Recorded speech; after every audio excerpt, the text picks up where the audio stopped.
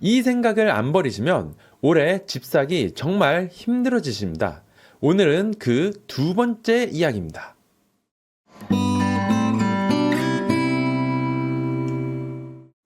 제 연봉이 얼만데 대출 이만큼 하면은 영끌인가요? 아닌가요? 이런 질문들 부동산 커뮤니티에 진짜 하루에도 몇 개씩은 올라옵니다. 근데 그런 글들의 특징이 뭐냐면 DSR이나 최신 대출 규제에 대해서 전혀 공부가 안 되어 있는 경우가 많더라고요. 여러분, 결론부터 말씀드리자면 영끌이라는 단어가 사실상 사라진 지가 벌써 6년이 넘었습니다. 영끌을 하고 싶어도 할 수가 없고 은행이 그렇게 빌려주지도 않아요. 2019년 1216 대책, 이게 우리나라 가계대출의 역사를 싹 다 바꿔놨습니다. 주요 내용을 보면 LTV를 엄청나게 축소시켰어요. 지금처럼 집 가격에 맞춰서 차등적으로 줄였습니다. 기본이 40%고 9억이 넘으면 20%, 15억 넘으면 아예 대출을 한 푼도 안 해줬습니다. 지금보다 좀 더 심하죠? 근데 이거는 23년도 부동산 하락기가 왔을 때 없어졌어요. 기본적으로 규제 지역도 다 풀렸었고요. 그래서 강남 3구, 용산 빼고는 LTV가 다 다시 70%로 올라갔었습니다. 근데 문제는 DSR 40% 이거예요. 이거는 하락기 때도 풀린 적 없이 계속 유지 중이거든요. 소득 대비해서 원리금 40%밖에 안 빌려준다라는 건데 이게 정말 큰 겁니다. 뭐 이 당시에는 가계부채가 진짜로 심각하기도 했었고 소득 대비해서 빌려주는 양을 조절한다라는 게 논리상으로는 크게 잘못된 것도 없거든요. 그 정도가 좀 심해서 그렇지. 아무튼 중요한 건 19년 12월 이후로 DSR 40%는 이제 대출계의 뉴 스탠다드가 되어버렸습니다. 그래서 이 시점 이후로 영끌을 하고 싶어도 할 수가 없어요. 그리고 만약에 대출을 안 했다 치더라도 월급의 40% 정도는 다들 저축을 하시잖아요? 그 결과 소득 대비 집값이라고 부르는 이 PIR 수치가 22년도부터 정말 화끈하게 내려오고 있습니다. 4년째 감소 중이에요. 여러분들이 뉴스에서 보시는 거랑은 좀 다르죠? 물론 KB통계는 주담대를 받은 사람들만을 기준으로 집계하기 때문에 다른 PIR과는 약간 차이가 있긴 하지만 저는 오히려 이게 더 현실적이라고 봅니다. 실질적으로 구매 여건이 되는 실수요자들만을 대상으로 집계한 거니까요. 그뿐만이 아니라 25년 6월 27일부터 최대 대출 금액을 집값에 상관없이 딱 6억으로 칼같이 잘라버렸고요. 10월 15일부터는 서울 수도권 대부분을 규제 지역으로 묶으면서 LTV를 40%로 낮추고 그것도 모자라서 비싼 집일수록 대출을 더 줄여버리는 정말 반자본주의적인 정책을 내놨죠. 이제는 진짜 무슨 수를 쓰더라도 영끌을 할래야 할 수가 없는 상황입니다. 영끌할 수 있는 방법 있으면 저 좀 알려주세요. 저도 좀 해보게. DSR, LTV, 가격별 차등 대출 뭐 이런 것 때문에 진짜 이제는 영끌을 하고 싶어도 할 수가 없으니까 대출하면 삶이 힘들어질 것 같다. 이거 내가 감당 가능한 금액이냐? 그런 건 걱정은 전혀 안 하셔도 됩니다. 인구 얘기도 정말 많아요. 앞으로 인구가 줄어드는데 부동산이 안 무너지고 100이냐? 뭐 그런 얘기죠. 이거는 뭐 설마 아직까지 이렇게 생각하고 있는 사람이 있을까 싶기도 한데 또 의외로 실제로 이렇게 생각하시는 분들이 꽤 많습니다. 뭐 인구론이 아예 틀린 건 아닙니다.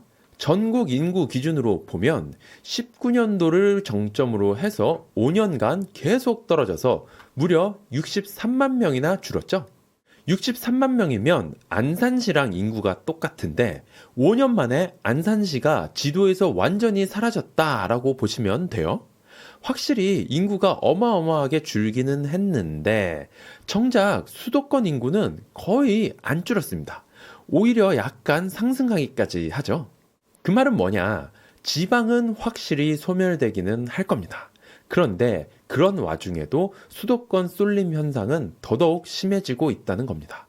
뭐 언젠가는 수도권 인구도 급격히 떨어지게 될 수도 있겠지만 그때는 수도권이 줄어들어도 서울 인구는 유지될 겁니다. 과장 좀 보태자면은 대한민국 인구가 1,000만 명 이하로 줄어드는 게 아닌 이상 서울 인구가 급격하게 줄어들 리는 없어요. 그러니까 결론은 인구가 줄어들어서 집값이 떨어진다라는 건 반은 맞고 반은 틀린 거죠. 지방 집값이 떨어지는 건 맞겠지만 서울 집값이 떨어진다? 아마도 여러분이 회사를 다니고 소득이 있는 동안은 그런 일이 벌어지지는 않을 겁니다. 그렇게 먼 미래를 대비해서 지금 집을 사면 안 된다라는 논리는 좀 비약이 심하죠. 대출 받아서 집 샀다가 집값 떨어지면 어떡하냐? 이거 걱정될 수도 있기는 해요. 몇 억이나 빌려서 집을 샀는데 집값 떨어지면 얼마나 걱정돼요. 그리고 어디서 듣기로는 집값이 떨어지면 대출금을 바로 상환하라고 해서 경매 넘어갔다는 얘기도 있다고 하네요. 일단 이것부터 확실하게 하겠습니다. 담보가치가 떨어져서 대출금을 중도 상환하라라고 한 적은 IMF 때도 없었습니다. 매달 원리금만 안 밀리고 꼬박꼬박 내면 집값이 설령 떨어진다 하더라도 중도 상환하거나 하는 일은 없어요. 주담대에 마진콜이 있다는 건 그냥 망상일 뿐입니다. 그리고 이미 이전 영상에서도 보여드렸지만 이 그래프를 보고도 집값이 떨어질 것 같다는 걱정이 드는 사람이 있을까요? 그래프가 과연 이쪽으로 갈까요? 이쪽으로 갈까요? 게다가 이제 하도 지겨워서 제가 공급 그래프는 안 가져왔는데 26년도부터 서울 아파트 공급은 이미 완전히 멸종을 해버렸고요. 그리고 가치라는 측면을 떠나서 가격이라는 면만 보더라도 집값이 떨어질 걱정은 안 하셔도 됩니다. 이게 M2라는 통화량 그래프예요. 통화량은 단 한 번도 감소한 적이 없습니다. 자본주의 특성상 통화량은 계속 늘어날 수밖에 없어요. 더 많이 늘어나냐, 적게 늘어나냐의 차이가 있을 뿐이죠. 쉽게 말해서 물가가 오르면서 돈이 녹는다라고 보시면 되는데 아파트의 가치가 전혀 증가하지 않았다 하더라도 돈의 가치가 녹아버리기 때문에 아파트의 가격은 저절로 오를 수밖에 없습니다. 물론 통화량 증가율보다 더 많이 오르는 아파트를 고르시는 게 최선의 선택이시겠죠. 그 방법은 부통령 TV를 계속 보시면 찾으실 수 있습니다.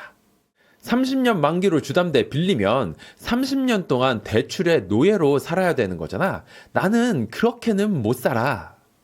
의외로 이렇게 생각하시는 분들이 많습니다.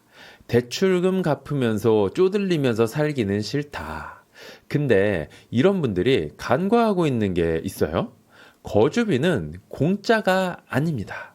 집을 안 사고 전월세로 사신다고 하면 전월세는 돈이 안 드나요?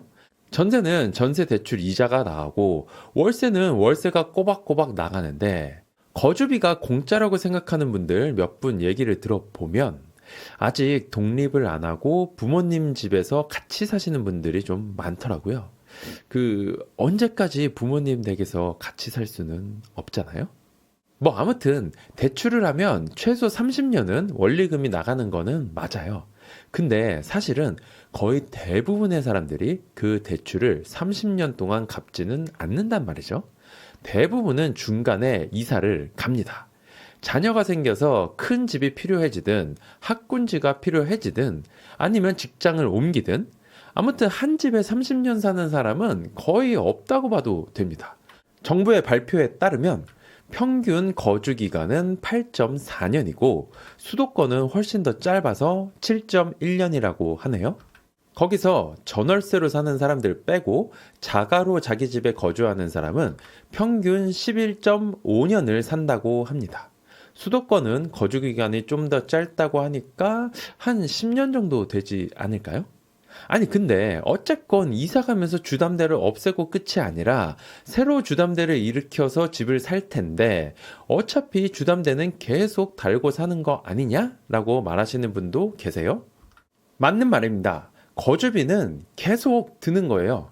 거주라는 거는 의식주 중에 하나잖아요. 밥 먹으면 돈 들고 옷 사 입으면 돈 드는 것처럼 집에서 사는 것도 돈이 드는 거예요. 그래서 대출 원리금을 거주비라는 개념으로 받아들이셔야 됩니다. 소득이 있는 동안은 주담대 원리금을 계속 내면서 거주비를 내면서 저축도 동시에 한다라고 보시면 돼요. 내가 집을 안 샀더라도 어차피 월세로 나가는 돈이잖아요.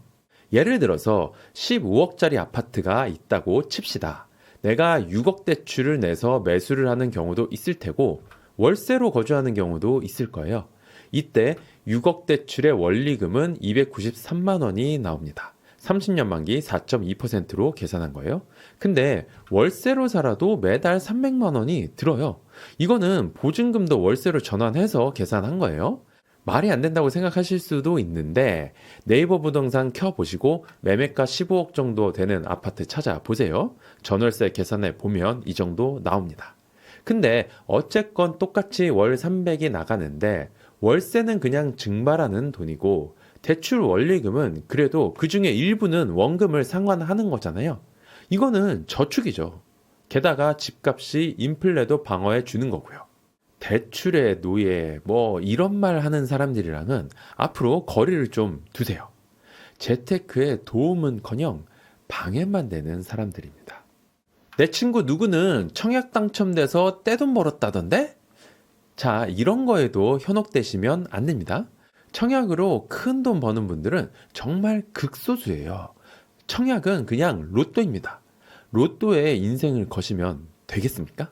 우리가 흔히 로또 청약이라고 하는 강남 3구 청약, 이거는 진짜 당첨만 되면 떼돈 버는 거 맞아요. 분양가 상한제 때문에 애당초 말도 안 되게 낮은 분양가가 책정되는 거거든요. 사실 이런 제도 때문에 공급이 더더욱 줄어드는 거기는 한데 아무튼 그거는 지금 할 얘기는 아닌 것 같고, 당첨만 되면 10억, 15억 번다는 청약은 그런 거거든요. 근데 왜 로또냐? 당첨되기가 사실상 불가능해서 그래요. 최근 3년간의 강남 3구 청약 당첨 가점입니다. 전부 다 70점 넘죠? 이 동네 청약되려면 당첨 가점이 70점을 넘어야 한다는 건데, 그래서 가점 70점이 되려면 어떻게 해야 되냐고요? 2025년 기준으로 2010년에 청약 통장을 개설하고 같은 해에 결혼을 해서 쭉 무주택 유지하고 자녀는 3명이 있어야 돼요. 이거 가능하세요? 이거 가능하시면 그때부터 청약 넣어서 경쟁 가능한 겁니다. 이게 당첨을 보장하는 게 아니라 입장권을 받기 위한 최소 조건이 이거라는 거예요. 강남 3구는 패스하고 그래도 청약이 되면 어디라도 되면 돈 좀 버는 거 아닌가요? 네, 보통은 그래도 손해는 안 봅니다. 근데 청약해서 손해 안 보려면 요즘에는 그것도 자격 조건이 좀 까다로워요. 서울시 전체에서 진행된 청약을 5년치를 모아왔습니다. 여기서 이 빨간 점이 미분양된 아파트들이에요. 최소한 그래도 미분양은 면해야 되지 않겠어요? 그러려면 가점이 60점은 넘는 아파트를 청약해야 되네요. 근데 최소 컷인 가점 60점도 쉽지는 않아요. 2012년에 통장 개설해서 12년에 결혼하고 쭉 무주택을 유지하고 자녀도 한 명 있어야 됩니다. 근데 2012년부터 지금까지 아파트 가격이 얼마나 많이 올랐어요? 이걸 다 기다리면서 그 수많은 기회를 놓치고 청약 정수를 만든다? 여러분, 청약은요, 그냥 로또 긁는 기분으로 하시는 거고, 내 의지대로 계획하고 추진하고 선택할 수 있는 기축 아파트 매수를 하셔야 됩니다. 로또는 인생 계획이 아니에요. 자, 이번 영상도 내용이 좀 길어져서 준비한 내용을 다 하지는 못했습니다. 나머지 영상도 금방 만들어서 돌아오겠습니다. 이 영상을 보시고 아직까지 고민하고 계신 분들이 좀 더 마음의 확신을 가지셨으면 좋겠고요. 혹시 더 궁금하신 게 있으면 댓글 달아주시고요. 구독과 좋아요 부탁드립니다. 감사합니다.